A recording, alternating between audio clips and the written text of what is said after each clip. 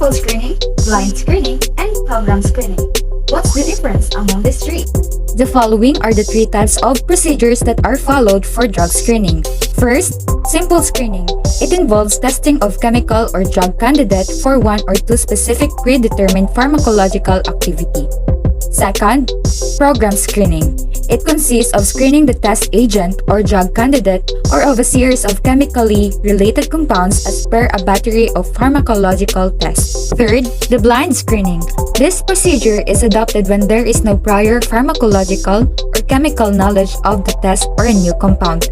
Usually, the test material is subjected to extensive pharmacological screening to identify its effects on different systems of the body. This helps in identifying the pharmacological utility of the test agent. If found to possess useful pharmacological activities, the drug candidate will be subjected to simple or program screening.